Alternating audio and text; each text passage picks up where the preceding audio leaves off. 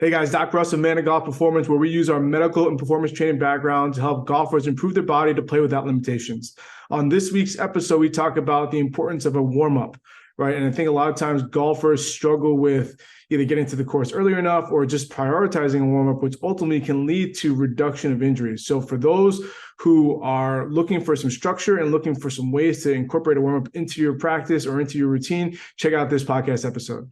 Welcome back, Season 2 of the Man of Golf Performance Podcast. I'm your host, Doc Russ. I'm a licensed physical therapist and strength coach based out of Rochester, New York. And so today what we're going to talk about is a topic that I think many golfers understand the idea of, but actually implementing it is another story. And so that's the idea of a warm-up. And so many golfers, myself included, sometimes are kind of stubborn with regards to a warm-up and maybe don't implement it or emphasize it as much as we should. And so what I want to do today is kind of discuss some of the kind of research that we have available to us as to why the importance of a warm-up is so critical for your health, not only on the course, but off the course. But also, too, at the end, we'll give you some simple strategies that you can utilize to make sure that you can actually prioritize a warm-up. So that way it doesn't take you too long to kind of get loosened up and get rolling so that you can play your best from the get-go and not having to, get warmed up or get loosened up, let's say 6 or 7 holes into your round. And so, I think a warm-up, when we think of a warm-up, when golfers think of a warm-up, I think it's just kind of this boring stretching routine that is going to take a good amount of time and it's maybe not really needed. And they would rather just swing the club more to kind of get quote unquote loosened up versus, prioritizing certain areas of the body to get them kind of loosened up and warmed up so that when you do swing, the swing is more effective and you have more kind of, power and intent behind it. And so when we talk about a warm-up, the whole premise behind a warm-up is to kind of get the body loosened up. For those who maybe struggle with some stiffness or some soreness in certain areas of the body, it's an opportunity to kind of address some of those areas and kind of highlight those areas so you can kind of make those your points of emphasis.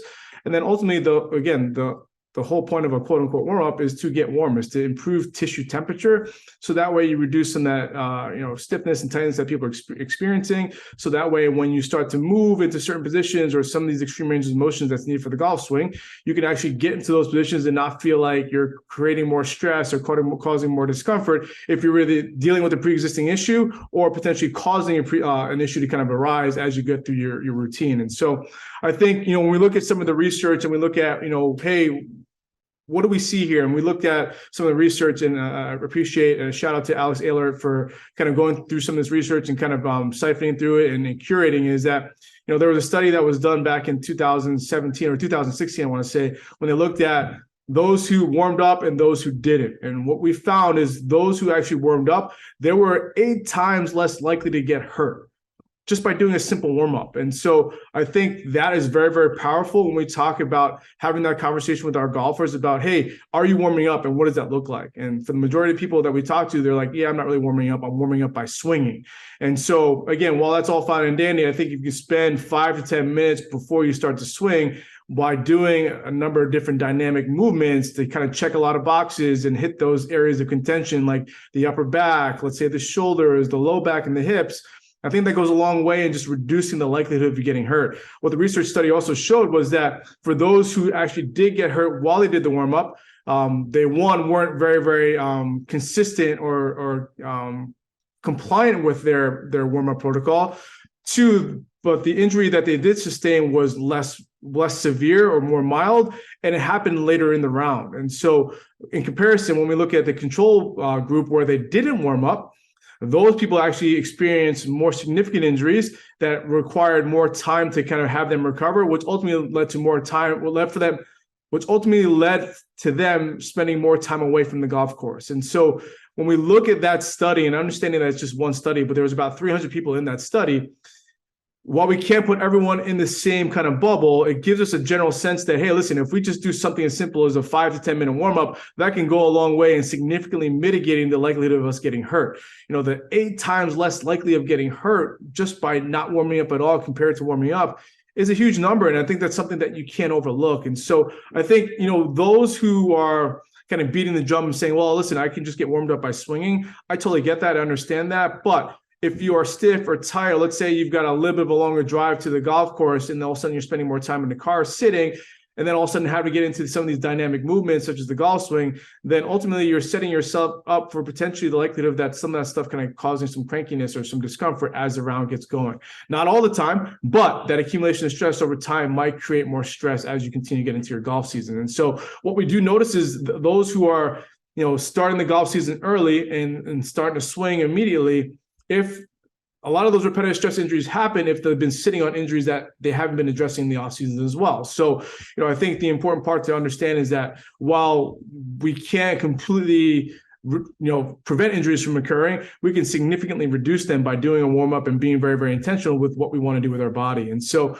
I think some strategy we want to kind of talk to you about when it comes to being more compliant with the warm-up is, be intentional, right? If you've got like 5 or 6 movements that hey, really get the body loosened up and it feels good for you, understanding that everyone's going to be a little different. But if we have a general idea of what we want to do and we know that it's going to take 5 to 10 minutes to kind of do it, then again, show up a little bit earlier to the golf course, right? We understand sometimes there's some things that kind of play like, hey, if you're spending a little bit more time with your family before you spend 3 or 4 hours on the golf course, we totally get that. If that's the case, then maybe you need to prioritize maybe doing a warm-up at home and do it with your kids and show the kids, hey, this is how you kind of moving and get warmed up so that they understand maybe the value of that too. And so, I think first things first, if you have an opportunity to get to the course earlier, get to the course earlier. 15, 20 minutes. Doesn't have to be long, but if you can at least start your day and start your round by warming up before you start hitting balls and putting and chipping and all those things like that, it's going to set yourself up for success. Number 2, again, if you feel like you can't get to the course earlier, then do your warm up at home. Okay. And it doesn't have to be long, right? But at the same point in time, something is better than nothing. Right. And understanding that sometimes the travel time to the golf course might kind of influence how much of a warm-up you do before you leave the house. But again, something is better than nothing.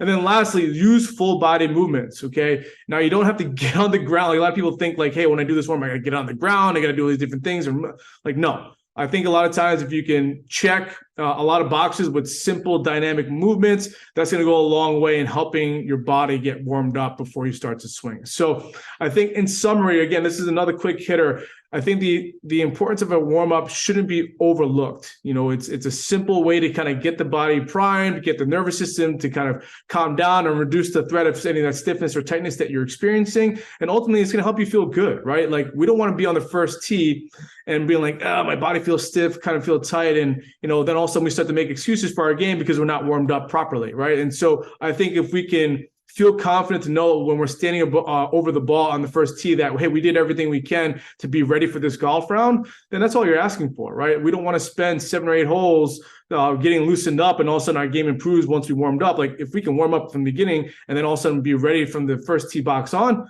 that's what we're kind of looking for. So I think while a warm-up sounds great, the application and implementation of warm-up is something that I think golfers can do better.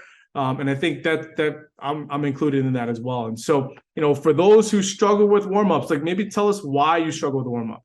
Is it because you don't have time, or is you feel like, hey, I just want to kind of go through my normal routine, which is something that you've been doing for years on end. And, while that's okay, I think if we can just add in a little bit of something, that's going to go a long way in helping your golf game, not only when you play, but also hopefully after you play, you're not feeling that increased soreness, you're not feeling that increased tightness, or you're not dealing with pain, which then ultimately leads down to a different road where now all of a sudden, if you're taking yourself away from the game because we didn't do enough stuff at the beginning to kind of keep ourselves healthy, then again, the only person we can look at is ourselves in the mirror when it comes to that. So if you have any questions on a warm-up of what warm-up should you do, what movements should we look at, what areas should we target, please reach out to us. We'd love to kind of be able to help you with that. Maybe we should put something together if you're open to it. We maybe put something together for you so that you can kind of like have a checklist of some of the areas that we want to kind of hit before you start swinging. And then maybe we can kind of go from there, right? So again, don't underestimate the importance of a warm-up. Spend 5 or 10 minutes at the course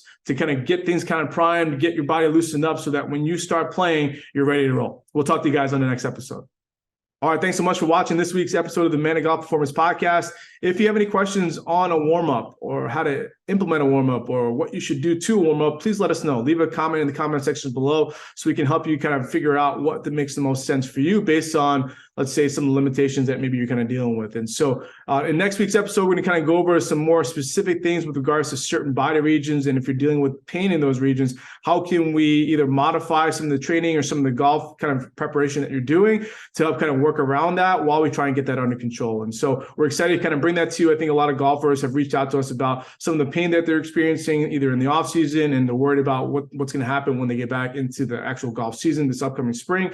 And so we want to try and highlight some of those things for you guys, so that if you're dealing with shoulder, hip, low back issues, here's some of the things that we recommend, and here's some strategies that we can do to help kind of get you to where you need to be. So make sure you stay tuned to next week's episode. If you haven't seen last week's episode, make sure you check out the video here, subscribe to our page so you know when the next podcast is dropping. And we'll talk to you guys soon.